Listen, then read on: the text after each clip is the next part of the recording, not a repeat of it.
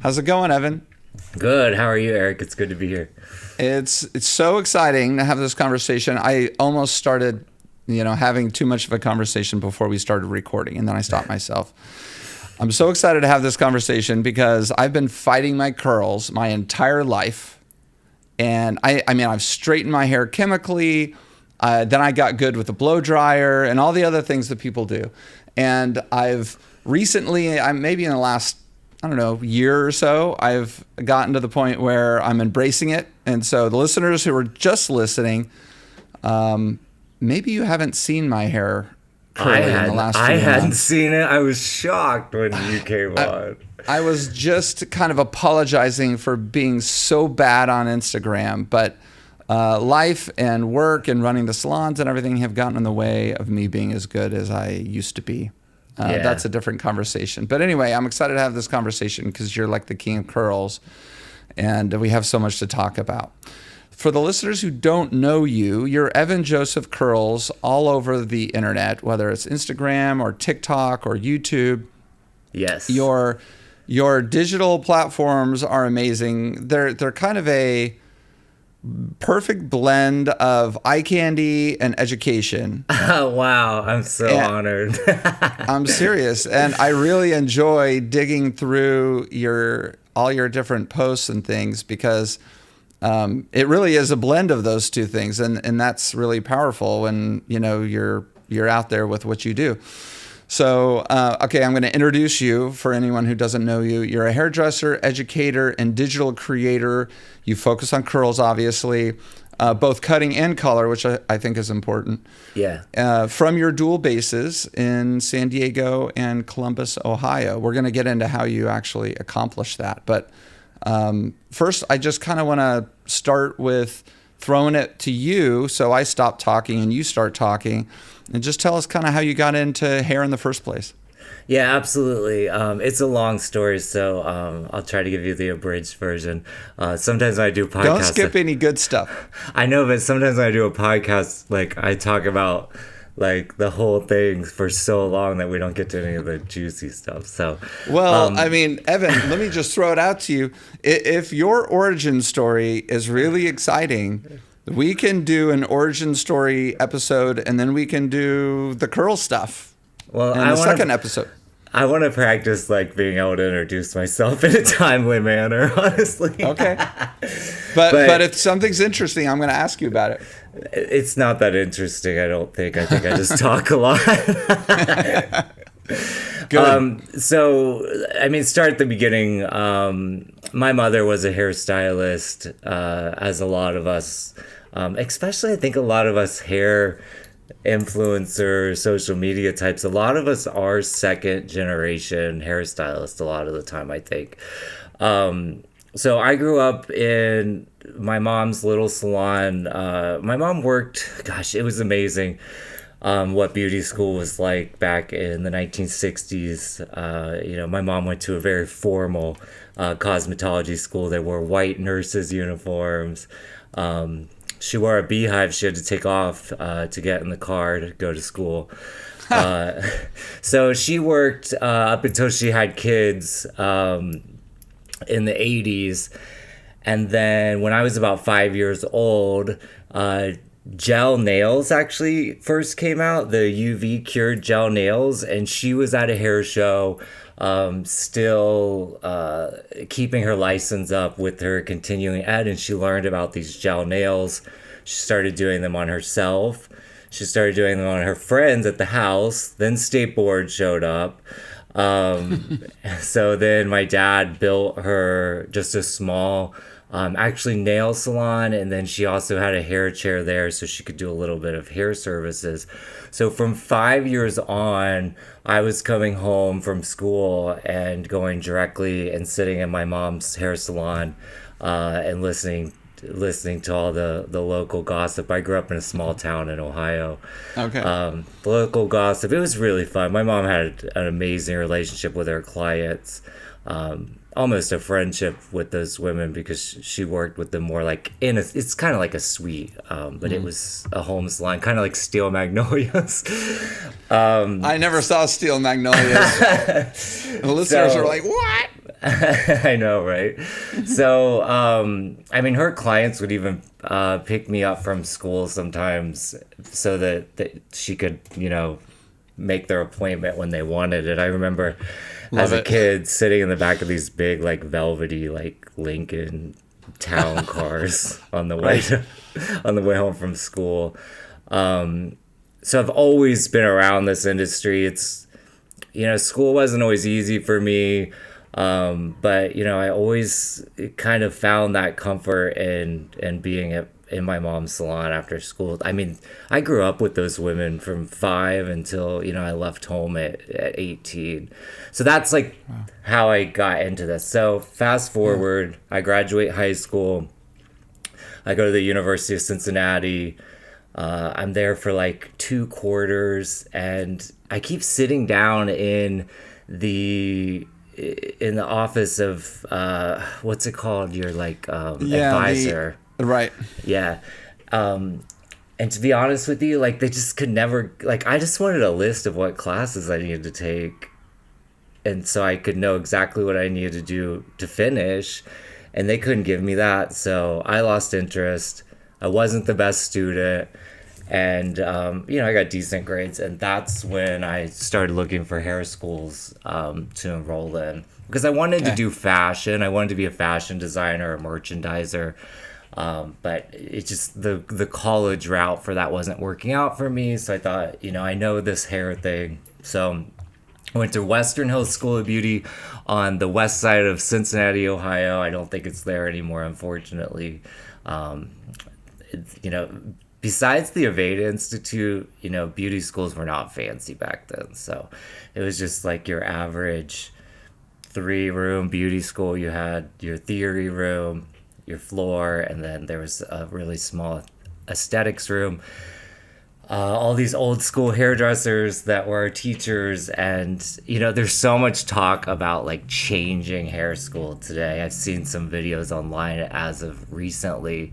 And I appreciated learning how to do perm rods and roller sets and all that foundational stuff. And I think it's important for us to remember, like, that's how we learn to do the modern stuff, right? So I went to really, like, basic but really great education as far as the basics go, hair school. And then after that, I was... Hold on, were you good at it? I mean, I assume that with all the time... I don't think anyone's that good at it in the beginning. Did you feel like it was natural for you? You'd spent so much time around it with your mom. Did she put you to work shampooing, things like that, any styling? No, I didn't really do any of that. Besides, like, sometimes I would, like, cut a friend's hair or something, like, secretly, but I never really did anything, like, formally in my mom's salon growing up, except for talk. Okay. So the first time you got your hands in hair, so to speak, was in school. Well, the first time I ever got my hands in hair, it was actually, this is crazy, and people aren't going to believe this, but this is, like, really how the universe works, is I had a friend... I don't want to say that he was nerdy. What if he hears this? But I had a nerdy friend. And I thought, well, this is my perspective, right? Of course. I thought I was cooler than him. We were like 12. And I gave him a curl cut, actually. His hair was like a little longer than yours. Okay.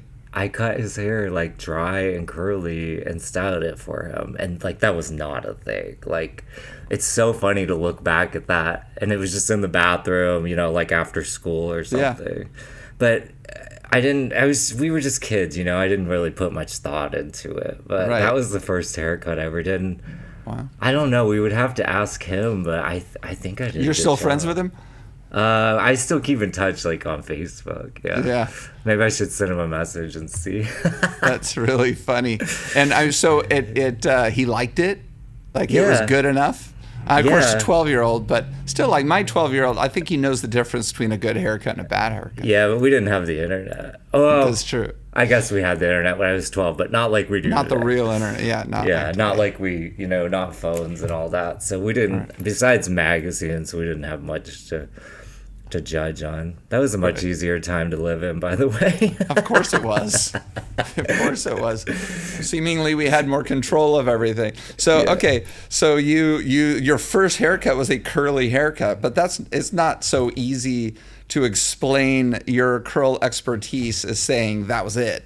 I mean, it had to have, but I don't want to truncate your story. Okay. So you go through school, and you didn't feel like you were great at hair, but did you enjoy it?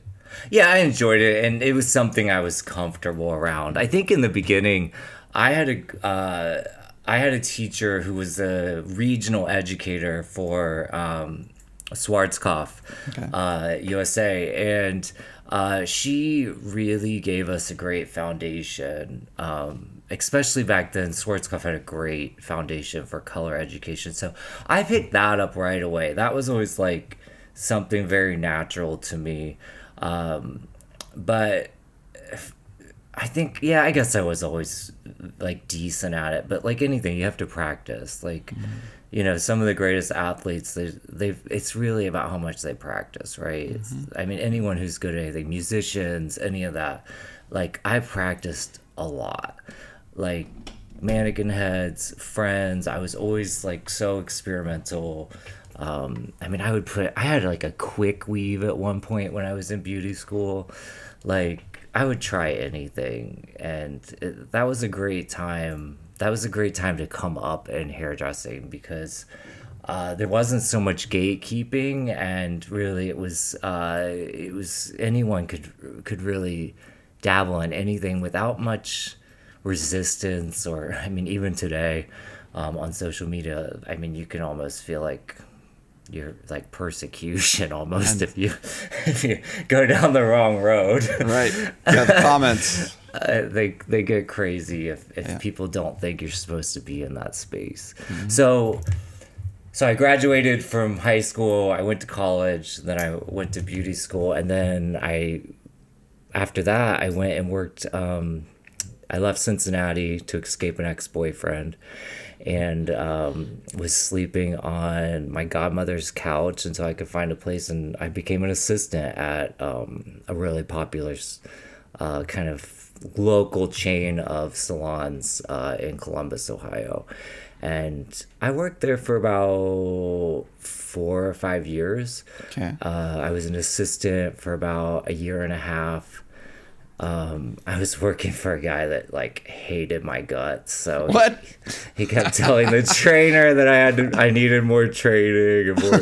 So it was only supposed to be a year. He hated my guts, but then he kept me there for like 4 or 6 more months with him. So torturing you?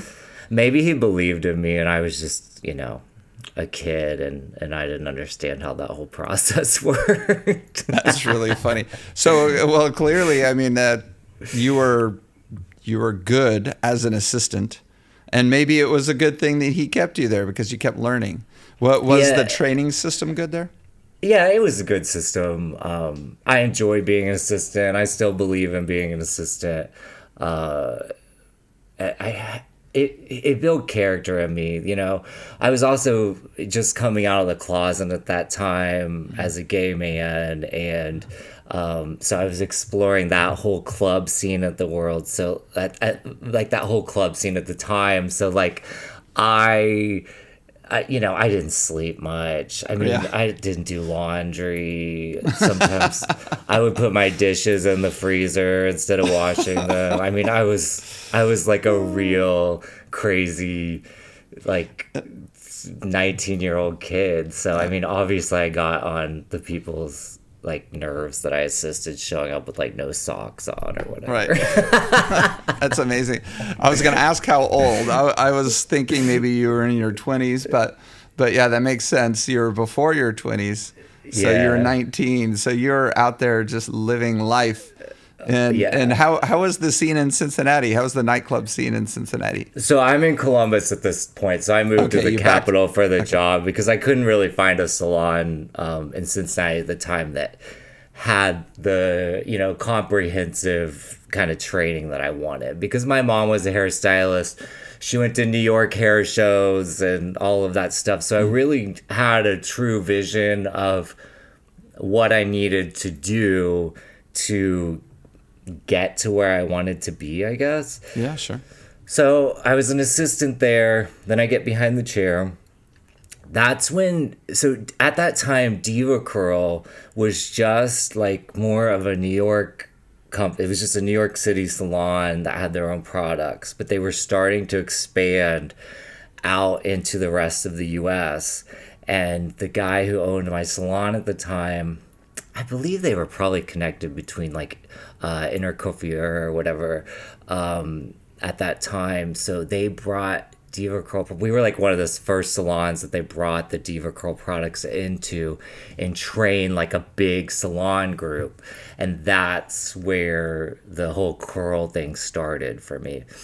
That's when I started to realize that I don't like blowing out this coarse curly hair, because I was really pretty good at blowouts at the time. It was a requirement.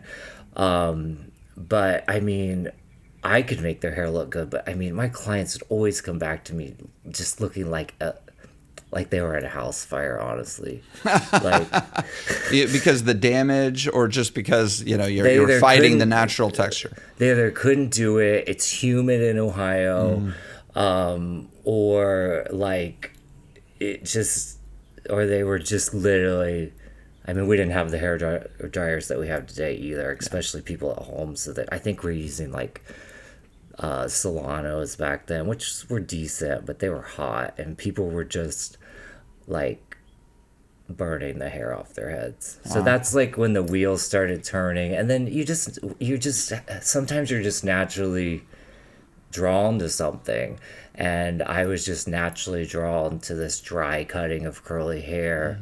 And then I think at that time I'm going through my own discovery, right? So of self-acceptance, right? And that's what happens with the curl in the curl market too. It's about letting go of what society thinks that you should be, right, and accepting, you know, your hair the way it is. So I think those two things lining up with each other, I just really enjoyed, you know, helping people along that journey. Like it's like, you know, you get a new hobby or you learn something new and you become obsessed with it, and that's what happened for me while I was working at that salon. Yeah, I love it. And so there's a psychological element to curly hair, or to working with curly hair, isn't it? And you were touching on a little bit where people have to kind of come to grips with and accept the fact that their hair is curly. And you mentioned society and kind of the norms of beauty, maybe being focused on sleek hair. And how do you get a client in your chair and then help them accept the fact that they have curly hair, and then get them to embrace it by making it look great? Yeah, so in the early years, it was crazy. And I was young and arrogant, and I needed that at that time, because like literally when I eventually left that salon because they wouldn't allow me to just focus on that. And I wanted to start telling people, no, I'm not straightening your hair. Like, this is what I do, and this is how we're going to do that. So quickly, I went back to my mom's salon for 6 years, and I commuted 60 miles each way. And in a small town in Ohio, about 30,000 people. It was definitely a big fish in a small pond, and that's when I started to like hone my skills. But that time was crazy because I was building a new clientele, and there weren't a lot of people wearing their hair curly at that time. So it was a lot of tough love, very, very honest with people. It was kind of aggressive. I'm not going to lie to you. We were cutting off people just had, back then, like, people's hair was so fried, like, we just had to cut it off and start over. And, like, how do you get someone there other than being more aggressive, but with love, right? Yeah, Listen, if you want this, You have to stop using shampoo. You can't use these silicone filled products. You have to listen to what I say if you want this to work. And it's not going to happen today. It could take 6 months. Sometimes it can even take a year, Eric, yeah, I mean, you're going through it. Your hair's shorter, but to transition into actually seeing your hair for what it is, and that takes a huge commitment from the client. And it also takes the stylist to be aggressive enough, like aggressive like your parent, not aggressive Yeah, of course. like to get them there and to really hold them accountable appointment after appointment until we land there. And we were just like I was just chopping everyone's hair off. People, my clients, I still have clients from that time. I mean, it was like almost 20 years ago. They still talk about how they just went to their car and just cried after their appointments. And I'm like, then why did you come back? But they believed in what we were doing. Right. I think they may have believed in the light at the end of the tunnel, even though the tunnel might have recognized that the tunnel was long. And the thing about curly hair is that it changes your appearance so drastically. And so it is going to be a big change. And when you say aggressive, I think everybody understands what you mean. Aggressive in terms of this is a big change. It's both a big change in the way that your face looks, with the framing of the curls versus straighter and longer, and aggressive in terms of the change in the maintenance. Yeah. And your products and everything that you just named. Yeah. So it is kind of a big change. And I love what you're saying right now, because I was curious about the psychological aspect of how you approached being a curly hair expert. Yeah. And I know what I've what I think, and I'm a guy. I don't care that much. I have a lot of guy characteristics. So, and my hair is shorter. So I know that at any moment I can if I want to, I could just blow dry it straight and do kind of like a pompadour thing from 5 years ago. Yeah. But a lady who's got a lot of hair, who comes down, who has certain notions of sexuality and appearance and identity, it's got to be almost traumatic. And so you just addressed it right there. I'm not surprised that a lot of people cried when their appearance changed so drastically. Well, yeah, I was ambitious. I knew what I wanted as a career at that point, and it was like, do you want to do this or not? Because honestly, I'm not fucking around. Like, right. That's the aggression that you're talking about. Yeah. Like, do you want this or not? Like, because you called me to do this, so do you want to do this? I always say, you called me. Like, I didn't call you, man. Yeah, this is your choice. But you've got to be like that. Like, you've got to have that kind of, that level of confidence in order to encourage the client to continue in that direction. And, I have a clientele now, and I'm experiencing a little bit that more now because I'm building a new clientele in California now. But once I kind of developed a clientele, like, I was able...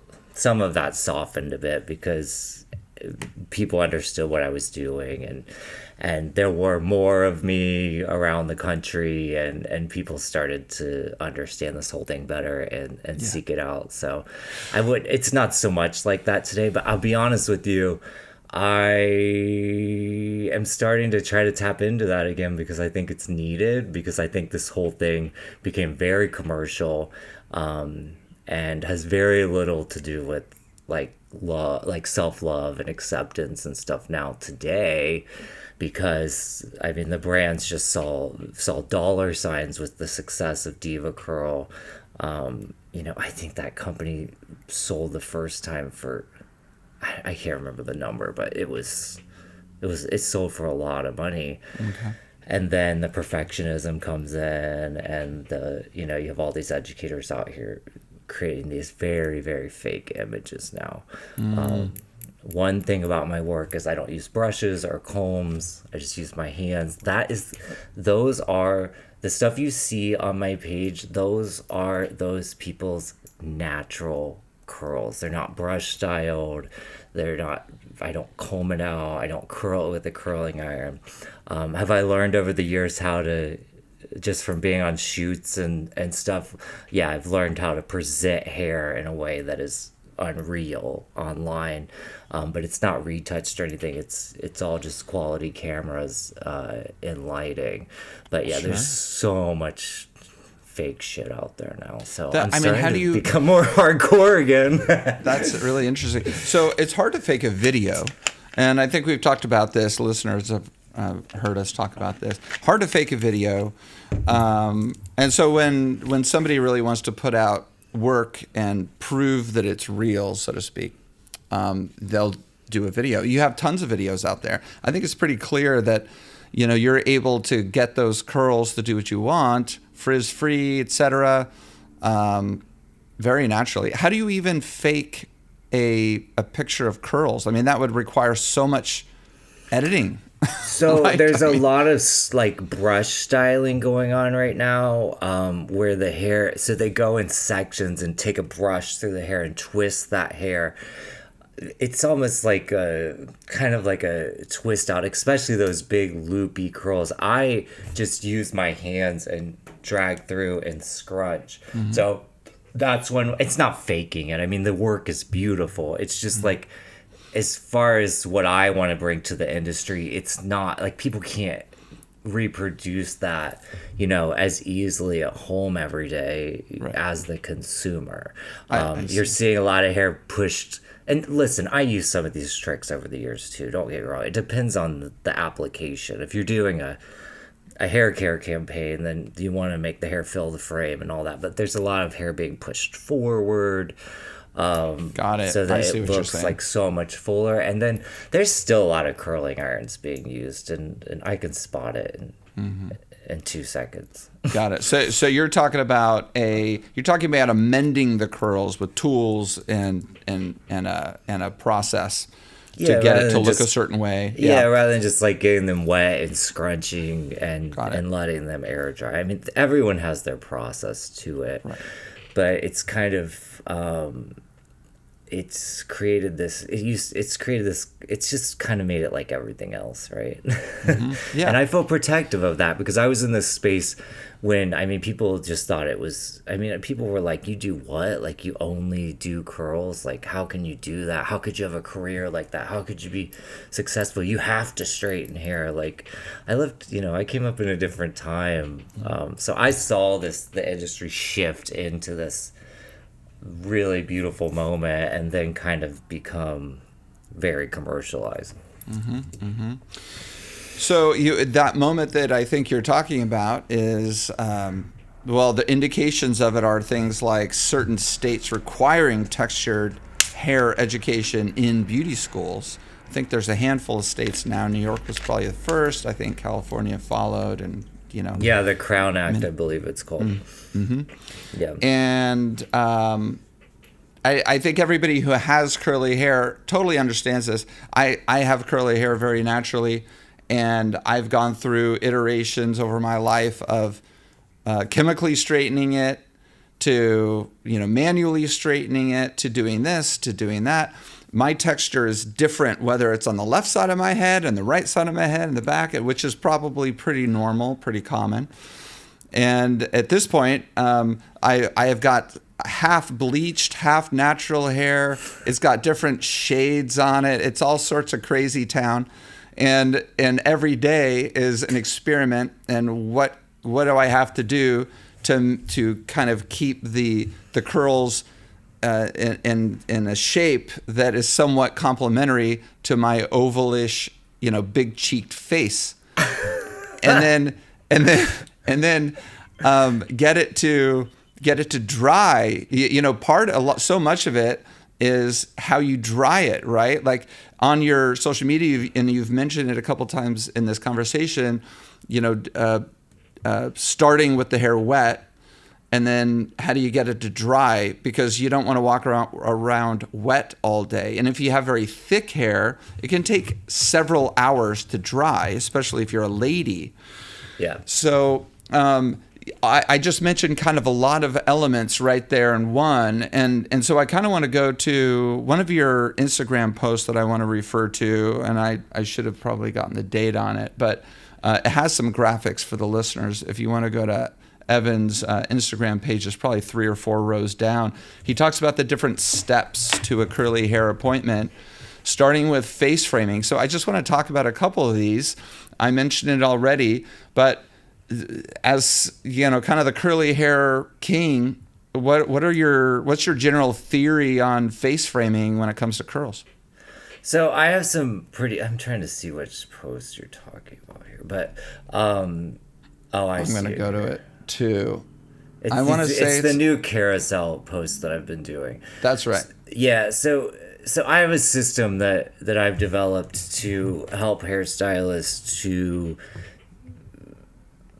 do this process in a way that's easy to understand and that can allow them. There's so many trend haircuts out there, right? Like they have all these different names and everyone gets their hair cut the same way. But curly hair people also want to express their hair in different ways. So I've developed these steps that are easy to follow that also go along with a consultation, so that we can, one, determine what they actually want their hair to look like, not assume that everyone wants frizz-free.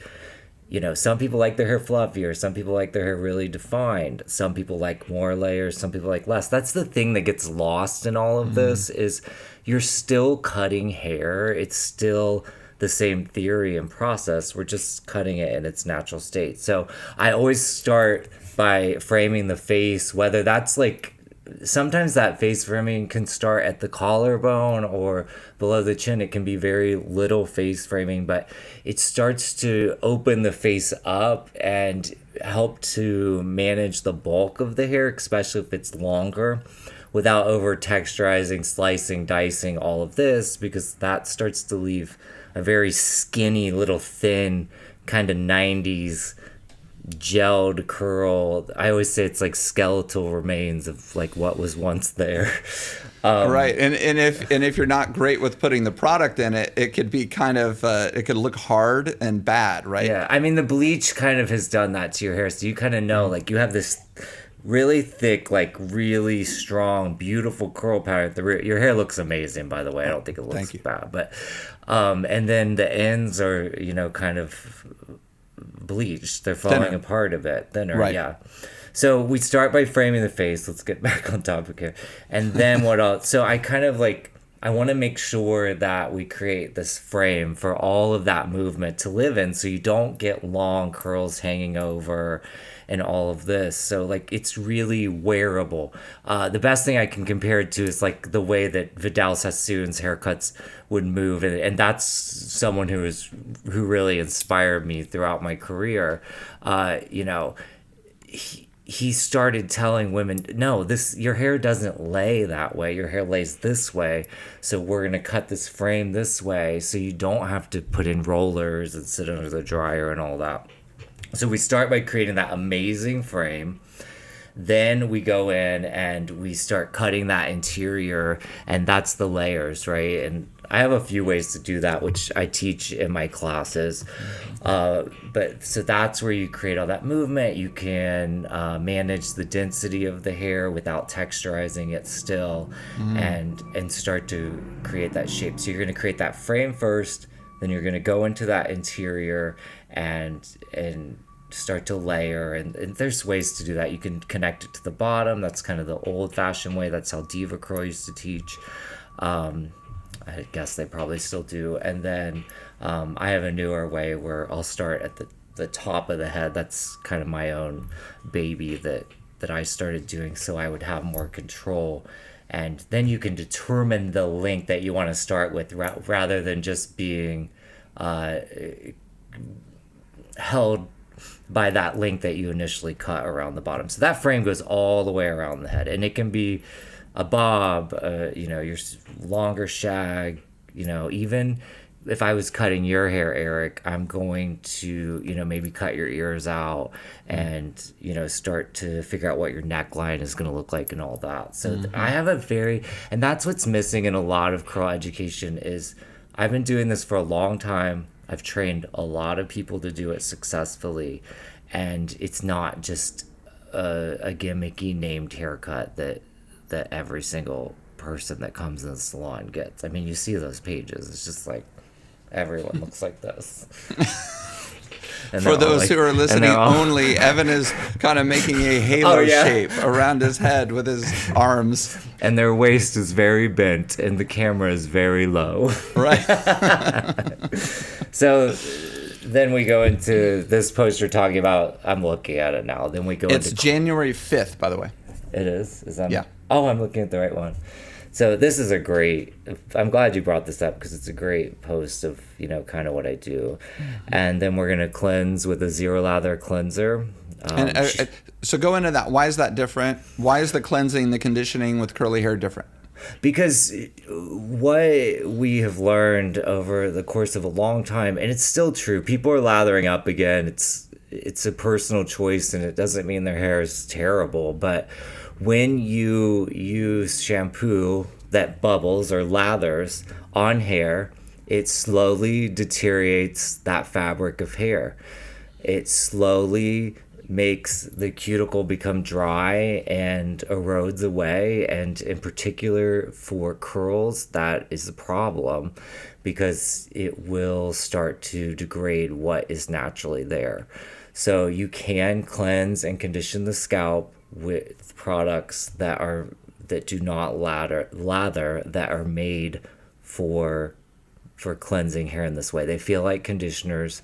Not all of them are created equal, but they really, really help. One I really like is the cleanser from NYC Curls, and it's actually cleanses pretty deeply and will remove, it's a super small company, it'll remove a lot of buildup when worked from root to ends. I even use it as a treatment.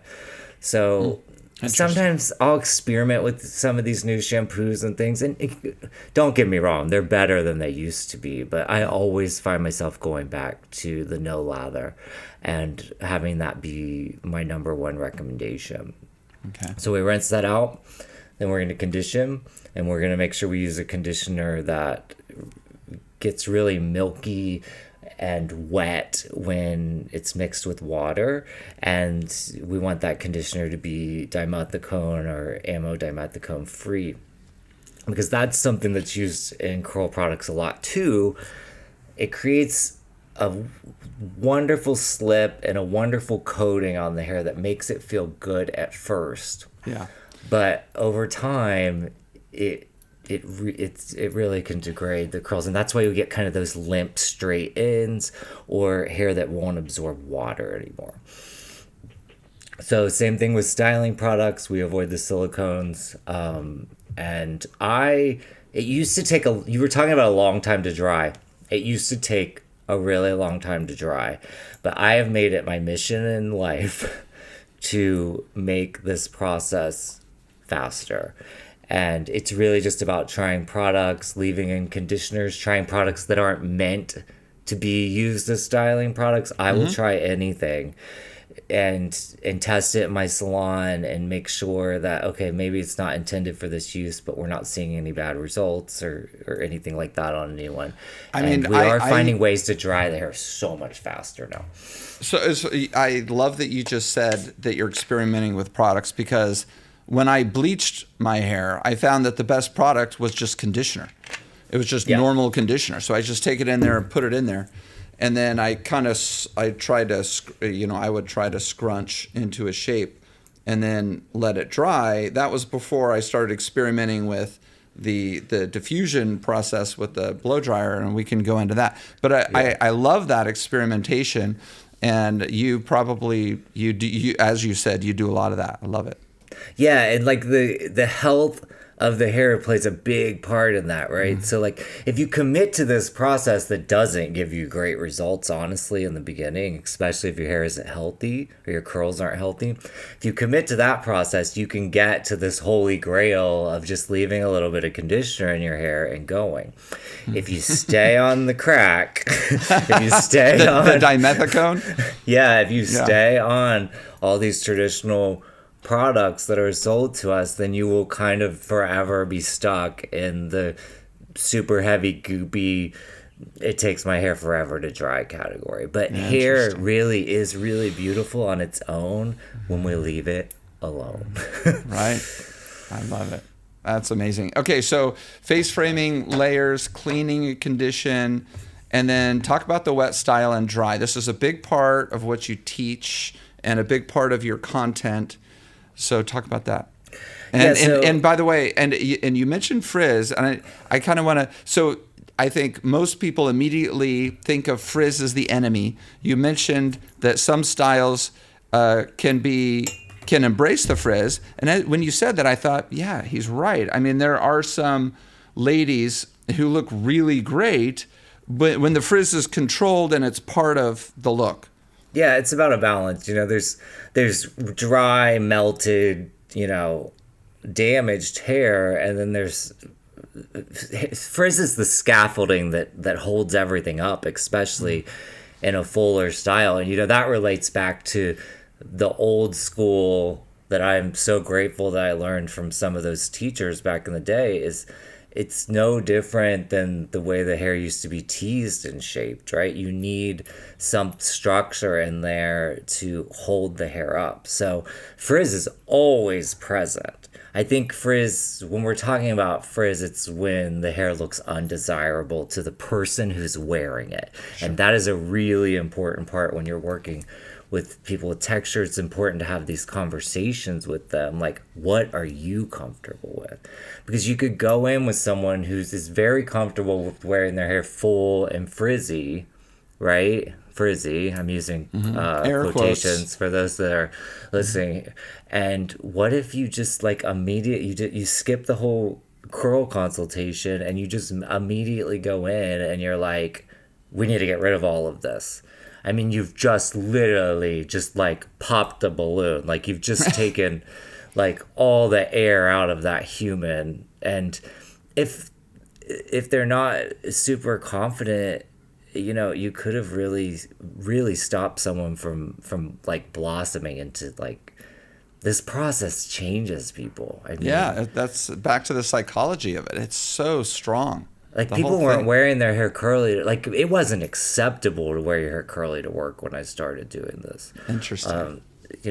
Now that could be the difference. That could change someone's career. That could be a huge part of their personality, their confidence, and what gives them that edge over another person maybe vying for the same job or I've seen people just absolutely turn into the best version of themselves through this process. So frizz is present, but it's always there. It's okay. It's just about balancing it for that client's need.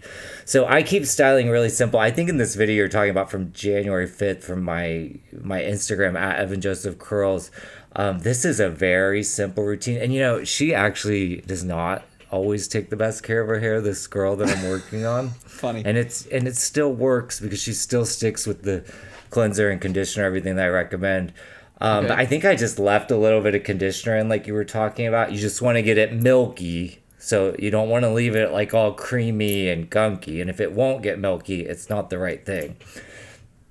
And then I just put a non-aerosol foam on top of that in sections. Like a mousse? Yeah, but mousse is typically aerosol and foam is typically non-aerosol. Okay. And foams typically work better for textured hair, especially as you get into tighter curl patterns. Foams used to be used for just wrapping the hair. I don't know if you've ever seen that technique on hair where you wrap it around the head, you put the paper and then sit under the dryer. Yeah. And now they're being used more for styling curls, and I think even some companies are even using them for blowouts now. But the non-aerosol foams, as opposed to the aerosol mousses, they are so much more nourishing, because they typically have a little more glycerin or emollients in them. Okay. They can put a little more conditioning agents in those because they're more concentrated, and then when you tap that top, it aerates the product and makes it into that mousse as we know it. Interesting. So that's a great way to dry curls faster. So if you put something under there, either conditioner or of something that's plumping, that's like glycerin based, a really slippery light gel, and then you put non-aerosol on top of that, like a foam. In this video, I think I'm using AG natural foam. It's a really lightweight foam that adds a lot of shine. If you need more hold, you can go to their just like regular line. They have something actually called foam. But and I'm not like, they're not paying me to say this. I'm just. I was gonna say, do you have your own? You don't have your own product. No, right? I would love to, but it's just, that's kind of scary. Whole different business. Yeah. But okay, so and then we diffuse or put them under the dryer and let them air dry. The new hair dryers today, though, Eric, like the Dyson dryers or that new Airlight Pro that came out from L'Oreal, that's my favorite right now. Nice. It's a collab with, I think, something called Zuvi. It uses light to evaporate water, which I thought was kind of crazy, but I've been drying like dripping wet curls with that, and it's really cool to watch like that drip come off the hair because just air did not do that. That's crazy. So those are the two dryers that I'm loving right now. So that's really, those hair dryers don't blow the hair around so much anymore once you put a diffuser on them. Yeah, which hurts the curl. Yeah, because you want to leave it as compact as possible. Even if you're going for that bigger look, you want to leave it as compact as possible. And then when it's fully dry, you can get your hands in there, or I'll even take a wide tooth comb and don't go past the point of resistance. You're not brushing it out, but go in there and just kind of pull it down until it opens it up in sections, of course. And that's as you carousel through this one post that we keep referring to. You do that. I'm putting the mousse on, or the foam. Yeah. And then, you can see you're just kind of fluffing it, just kind of picking at it. Oh yeah, I'm using that new. Reacting. I'm using that new comb. It looks like a double. Yeah, it's layered. It's from Huidad, is who that's from. Okay. Which I don't use these on the hair wet. I always try this stuff out, and I'm like, I feel like I have to use my hands. I gotta feel the hair. Sure. And we tell clients that too, like use your hands, and you'll develop a better relationship with your hair because you can. Your hands are the smartest, most high tech comb ever because it can feel how much water is in the hair, it can feel how much product's in the hair, it can feel where the hair is rougher, it can feel where it's smoother. So it's like such a better experience to get to know your own hair or even your client's hair when you're touching it, because it sends signals to the brain. Right. So I want to refer to, I guess I'm referring to it. There's another post. Actually, it might have been this post. Oh, and the image on this post is definitely more editorial, and I did push all of her hair forward and have her bend at the waist. No, you didn't. Wait a second. I'm so naughty. Oh my gosh. Which one on number 8 and 10? Yeah. When you go to the last step. She's going forward? She's so beautiful, though. I don't know. That looks... That first image is probably more her natural texture, and then we kind of roughed it up and pushed it forward. Oh, the first one. Okay, yeah. I can see that. Slides, but really, really hard to fake that. And by the way, the same client I think you have on the post right afterwards, which is the next day, on January 6th. Oh, yeah. So I want to tell the listeners about one of your posts. You refer to the road and journey of an individual curl.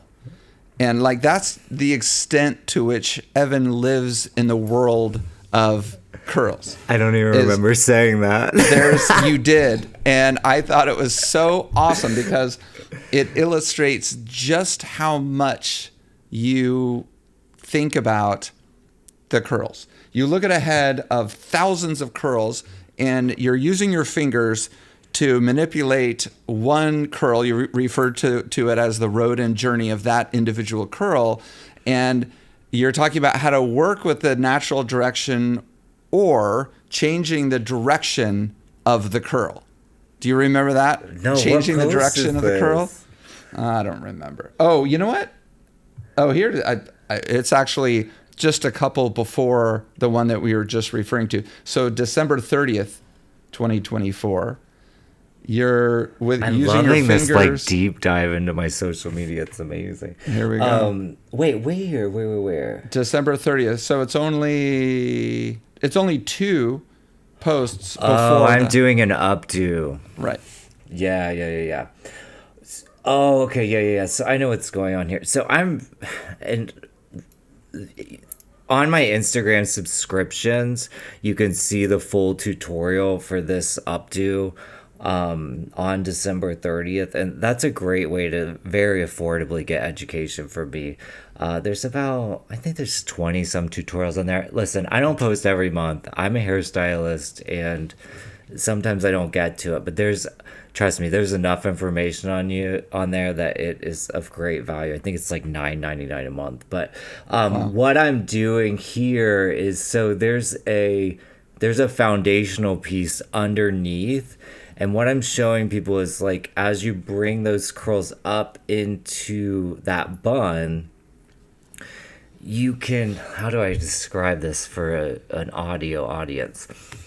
You can start to shape those curls. So, like, the best thing I can compare it to is, like, you can use hairpins and pin into that base and make those curls look like they're coming from the front, maybe if they were coming up from the back. Because what you'll do is you'll get this hair on top of the head to make a bun, and then you have, if the hair is really long, you have all these long hairs. So what I discovered is, and this is like, that's the old school, is I can take these individual curls and these updos and, like, literally with hairpins, which are open so they don't squish the curl, and then pushing into that foundation, I can shape those curls and create this, like, insanely dramatic, like, that's dreamy, like, that's like that's special hair for your wedding day or something special. Wow, that looks amazing. Again, that's December 30th. To see that one. Listeners for Anna's IG. Yeah. Tell us some curly hair horror stories. You had to have had a couple. I mean, the biggest thing as a curl stylist is to have someone who has severely damaged hair, whether it's relaxed or has experienced keratin treatments, who doesn't want to cut it and wants you to make it look like your Instagram. I mean, how could, that is the worst situation. It is impossible, and it can be very upsetting to people. That's probably, like, the worst situation to be in, and it does happen, and it's something we have to deal with and really communicate with people. And that's an experience sometimes where you really have to practice just accepting that it has nothing to do with you. It has absolutely nothing to do with you. Because they're going to get nasty. Yeah, I did the best for you. And they're going to go and, especially if I'm working or if you're working, with a person of color and you are Caucasian like I am, I mean, you're going to get the comment on your Google that this salon doesn't know how to do our hair, or the Yelp comment, and for someone like me who takes my work so seriously, those reviews are hard on me, and the comments on my Instagram are hard on me. As I've gotten older, I just turned 40.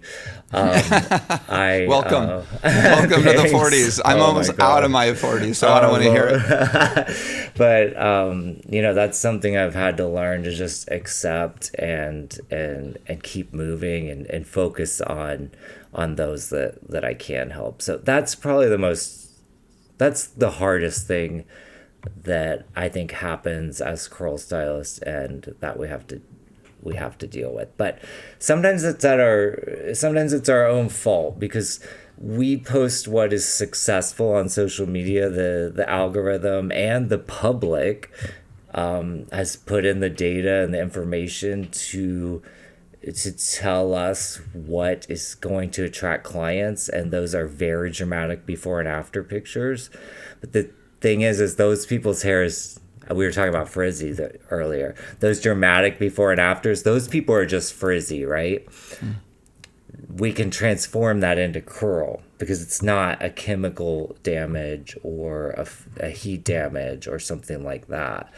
But we've kind of created this expectation, and I can see why someone might be frustrated. I think if you can look at it from that space, still try to be kind, deal with the, any successful person is going to have negative feedback. I think that's what's next for me in this life is not trying to put forth such a perfect image and to get more comfortable, with this kind of topic surrounding, especially hairdressing, whether it's in the salon or on our social media.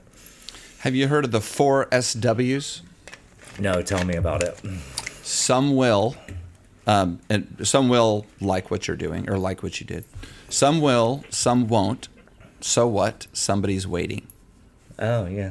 I like that. So somebody's waiting for you. The right client, the right customer, the right and if bit you're of able attention. if you're able to let them go, then you're making space. I've had points in my career as a hairstylist behind the chair where I was probably too soft, and I had days full of dealing with that, and then times in my career where I was able to say I can't do this for you.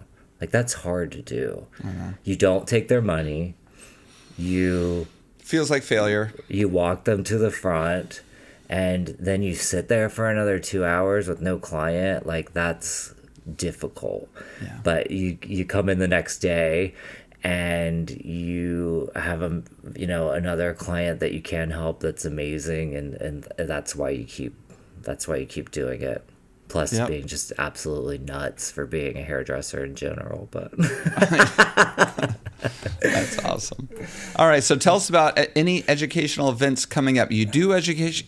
Actually, before you answer that question, I just want to set the stage for how you educate. You mentioned that you have a digital education platform, I guess we can call it. Where does that live?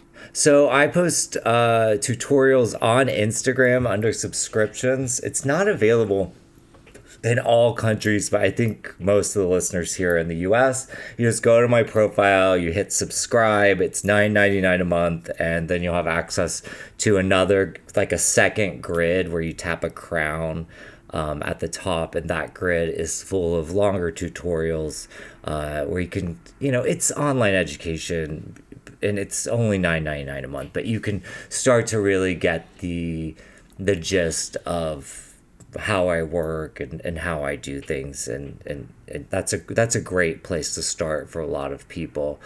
And then I also do one-on-one trainings at my San Diego studio. If you want the menu for those, you can send me a message on Instagram, or you can email me, Evan, that's EVAN, at evanjosephsalon.com. If you're new to the business, do not name your salon that long of a name, because it's the longest email addresses ever, and especially if your employees have like longer names too, it's even longer.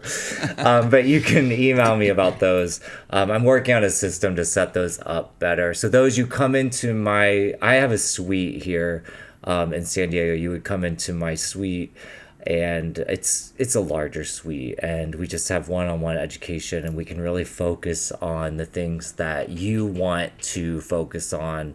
As far as curly hair, it's very customizable, but we'll typically focus on cut or color. Those are with mannequins. And then I also have one where this is, if you need to be more experienced for this though, do not book this.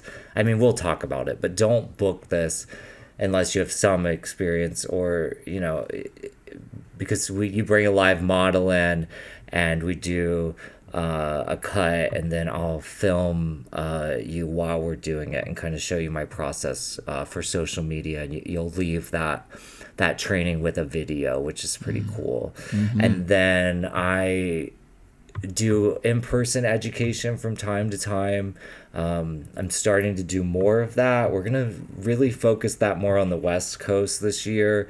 So I will have a training for my balayage techniques. And guys, there are a lot of techniques that I have developed for balayage and curly hair, so you're not getting the same look on everyone, and so that you can efficiently highlight highly textured hair in a time that is not going to take you, I mean, it'll still take you hours, but it won't take you 2 days, I guess. No, but it's quick and efficient. So I teach like 7 or 8 techniques in that class. I keep adding on to that. That's here in San Diego on May 26th. And then on June 23rd, we are going to have an intro class to cutting curls. That's going to give you the theory behind how my thought process goes, and that's kind of like the post that we were breaking down earlier. That's great if you know nothing about curly hair and you really want to get started and be able to go back to the salon and do curly hair confidently. It's also great if you just want to get inside my head and really see the theory behind how I cut hair. And then in September, we'll do our big class. I don't have that one up yet, but we'll announce that soon. That's when I present kind of like my essential looks. It's kind of for the year, but honestly, it's just those like really cornerstone foundational looks like shags, bobs, pixies. It depends on the models, really, what we end up doing in class. But that's the class I do every year in the fall, like where I'll really present a collection of looks. And if you look through my Instagram, you can see we've done that one like 3 times. That's a really fun, amazing class.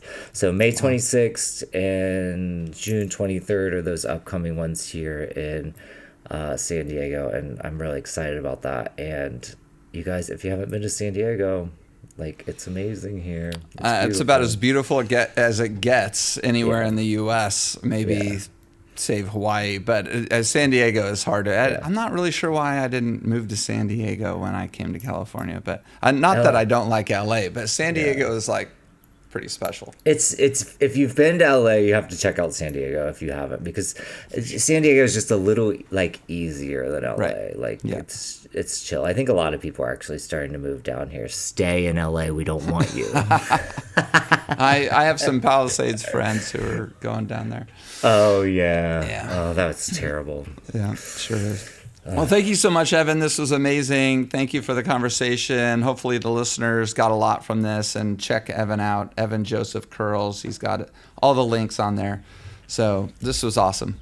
Awesome. Thanks for having me, Eric. Thank you guys for listening. And again, those links are in my Instagram bio. Listen, I have over 200,000 followers, but you guys can message me anytime. I think people with a lot of followers don't see their message. They do. If they're not responding to you, they just don't respond to messages. So you can message me anytime. I actually try to get to all of them, and I'm happy to send links or get you set up with some one-on-one education with me. Love it.